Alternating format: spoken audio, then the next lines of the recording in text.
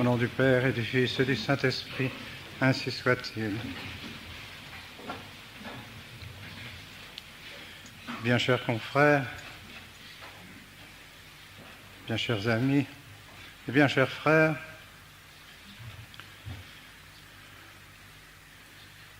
dans quelques instants, nous procéderons à la consécration des saintes huiles et je voudrais extraire de cette consécration des paroles qui me semblent essentielles à cette cérémonie. Dans l'oraison de la consécration de l'huile des infirmes, l'évêque dit « Emite Domine, Spiritum tuum sanctum paraclitum in hanc pinguedinem olive » Envoyez, Seigneur, votre Esprit Saint dans cette huile d'olive.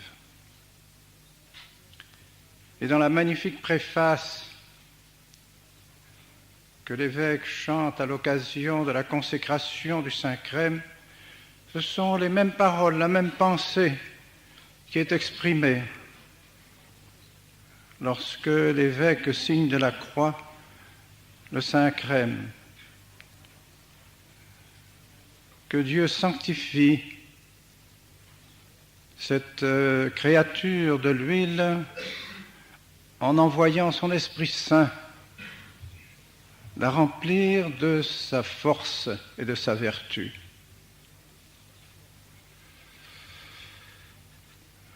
Je pense, mes bien chers confrères, surtout vous qui êtes prêtres et vous, chers diacres, qui allez dans quelques mois, s'il plaît à Dieu, devenir prêtres, que nous devons réfléchir beaucoup sur cette sainte et belle réalité.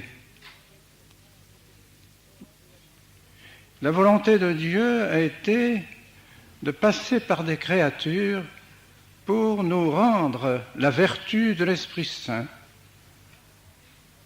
pour nous remplir de l'Esprit. Il a voulu, en définitive, s'incarner. Il aurait pu trouver une autre voie. Non, Dieu a décidé de toute éternité qu'après le péché de nos premiers parents, pour nous rendre l'Esprit Saint qui remplissait l'âme de nos premiers parents, il a voulu s'incarner, prendre une chair comme la nôtre, sensible, et une âme semblable à la nôtre. Et cela a eu des conséquences considérables pour notre sanctification. Dieu s'est choisi une mère qu'il a remplie de l'Esprit Saint. Il s'est choisi aussi un père adoptif. Il s'est choisi des apôtres dont il a fait ses prêtres, c'est-à-dire qu'il a consacré aussi par la vertu de l'Esprit Saint et auquel il a donné le pouvoir de continuer son sacrifice. Et il s'est choisi 7 sacrements, des signes sensibles dans lesquels il a infusé l'Esprit Saint. Tous ces signes, toutes ces personnes qu'il s'est choisies, il a voulu qu'elles soient consacrées, remplies de l'Esprit, afin de pouvoir communiquer l'Esprit Saint aux âmes des fidèles qui seront baptisés, qui seront confirmés, qui recevront le sacrement de pénitence, le sacrement de la Sainte Eucharistie et les autres sacrements. Voilà la vérité, voilà la réalité. Et donc l'Esprit de notre Seigneur Jésus-Christ, l'Esprit que le Verbe de Dieu a voulu dans sa Sainte Église. Et nous n'avons pas le droit de changer ces choses-là. C'est une chose établie pour toujours par Dieu lui-même. Il s'est donc choisi des prêtres et des objets et des paroles qui sont pleines de l'Esprit Saint. et qui doivent nous communiquer l'Esprit Saint. Pourquoi cela? Parce que Dieu l'a voulu ainsi, mais parce que Dieu nous connaît. Nous sommes des êtres sensibles, nous avons besoin de toucher en quelque sorte ces éléments qui nous donnent l'Esprit Saint, de les voir, de les entendre, de les sentir même, lorsque nous sommes loin des huiles saintes dans le baptême, dans la confirmation, dans l'extrême-onction, dans l'ordre. Et puis il a voulu aussi, certainement, nous demander une grande humilité, nous humilier. Nous sommes pécheurs. Ce qui nous a perdus, c'est l'orgueil. Alors il faut reconnaître que les moyens que notre Seigneur Jésus-Christ a choisis pour nous sanctifier sont humiliants pour la nature humaine. Nous sommes en quelque sorte dépendants de ces éléments matériels, dépendants de l'eau pour le baptême, dépendants de ces saintes huiles qui vont être consacrées dans quelques instants, dépendants de la parole du prêtre pour le sacrement de la confession. Et ce n'est pas une petite humilité que le bon Dieu nous demande d'aller confesser nos péchés à une créature semblable à nous, mais qu'il a revêtue de ses pouvoirs, qu'il a revêtue de son Esprit Saint pour effacer nos péchés. Et toute cette pensée de notre Seigneur nous demande par conséquent de nous humilier. C'est aussi avec humilité que nous devons nous présenter pour recevoir le sacrement de l'Eucharistie, nous agenouiller, recevoir sur notre langue le corps sacré de Jésus. En même temps que c'est un don ineffable, c'est aussi l'expression de notre humilité, de notre état de pécheur. Voilà l'esprit de l'Église catholique, l'esprit de notre Seigneur Jésus-Christ. De même que Jésus, dans sa nature humaine, a voulu s'humilier jusqu'à la mort de la croix, lui qui aussi a voulu que l'Esprit Saint descende sur lui au jour de son baptême, qu'il manifeste qu'il était rempli de l'Esprit Saint, qu'il était la source de l'Esprit Saint, il a voulu aussi s'humilier. Mais nous ne devons jamais oublier que cette humiliation qui nous est donnée nous comble de l'Esprit de Dieu, nous donne l'Esprit de Dieu. Or, aujourd'hui, d'une manière particulière, nous avons besoin de nous rappeler cela, parce que nous l'avons vu dans l'histoire et nous le voyons encore aujourd'hui d'une manière particulière. L'homme orgueilleux, plein de lui-même, un désir de refuser en quelque sorte ces moyens que notre Seigneur Jésus-Christ a choisis.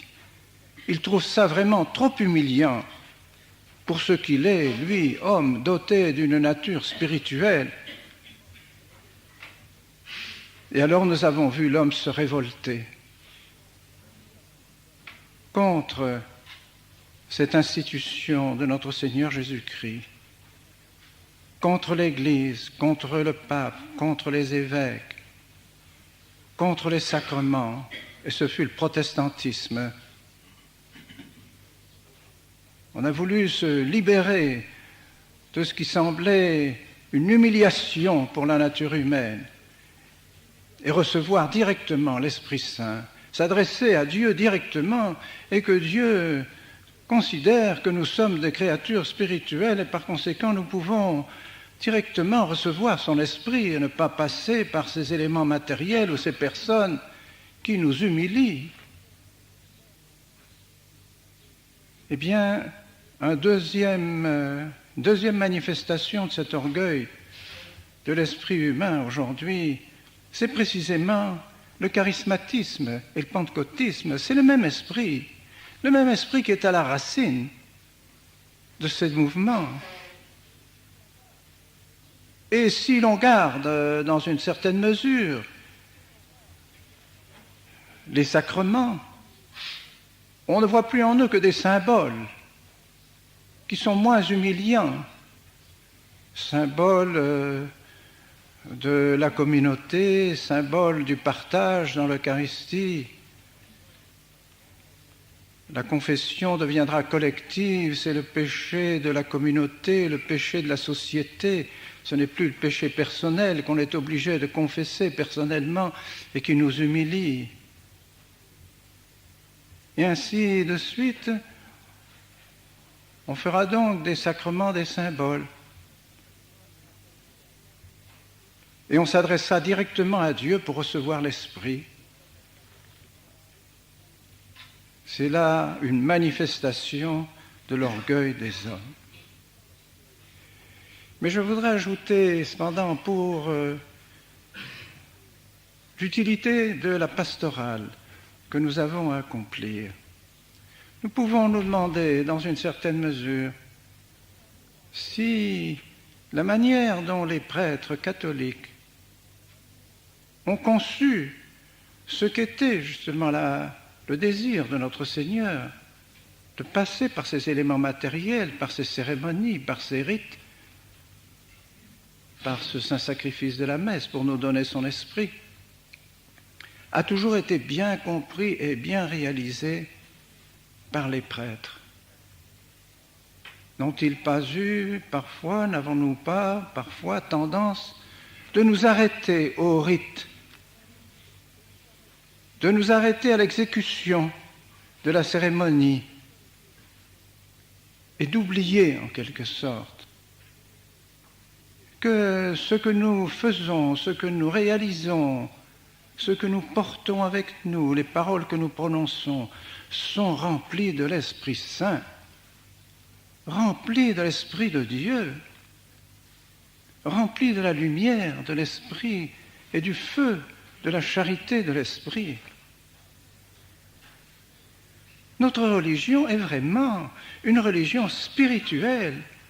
Ce n'est pas parce que notre Seigneur a choisi des éléments matériels que nous devons nous arrêter en quelque sorte à ces cérémonies et à ces rites et penser que notre devoir est terminé parce que nous avons accompli purement et simplement comme matériellement ces rites.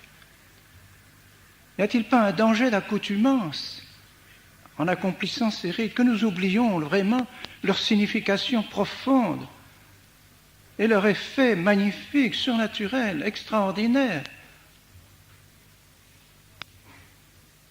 Alors je me permets, chers amis, rappelons-nous cela, rappelons-nous pourquoi et dans quel but notre Seigneur Jésus-Christ a institué son Église, son sacerdoce. C'est les raisons d'aujourd'hui qui nous le disent.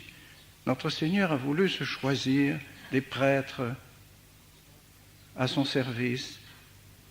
Et il demande, les raisons, l'Église demande de prier pour que ces prêtres augmentent en nombre afin que l'œuvre de la rédemption s'accomplisse. Eh bien, nous devons nous rappeler précisément que nous sommes des instruments choisis par Dieu pour être les ministres de son esprit, les ministres de l'œuvre de sa rédemption. Rappelons ça à nos fidèles fréquemment, afin qu'ils comprennent aussi la dignité du sacerdoce, la dignité des sacrements, le respect que nous devons avoir pour toutes ces choses matérielles que Dieu a choisies pour nous infuser son esprit. Que l'eau baptismale soit respectée, soit honorée, que le Saint-Crème soit toujours dans des endroits convenables et qui manifeste le respect que nous avons pour ces huiles dans lesquelles, d'une certaine manière, habite le Saint-Esprit. Et à plus forte raison que nous ayons toujours un respect profond pour la Sainte Eucharistie, source de l'Esprit Saint. Ayons du respect pour nous-mêmes, prêtres, respect pour notre personne, consacrée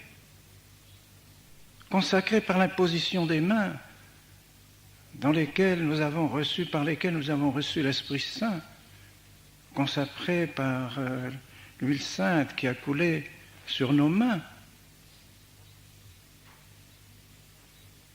Ayons donc ce respect des sacrements et apprenons par ce respect, par ces manifestations de respect, apprenons aux fidèles la grande valeur des sacrements et qu'eux ainsi eux-mêmes s'approchent dans des dispositions d'humilité, de confiance, d'espérance, de charité à recevoir ces sacrements de nos mains afin qu'eux aussi soient transformés dans le feu de l'Esprit Saint, dans le feu de l'amour, dans le feu de la charité. Voilà ce que doit être notre rôle sacerdotal.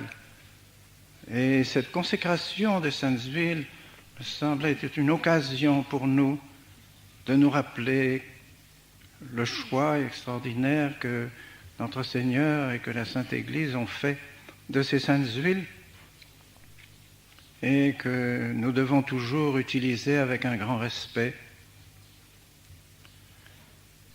Demandons à la Mère de Jésus qui a été remplie du Saint-Esprit de nous aider à mieux comprendre que notre ministère est un véritable ministère spirituel qui communique l'Esprit Saint, qui communique l'Esprit de Dieu aux âmes vers lesquelles nous sommes envoyés afin de les transformer elles-mêmes dans l'Esprit Saint et les préparer à la vie éternelle. Au nom du Père et du Fils et du Saint-Esprit, ainsi soit-il.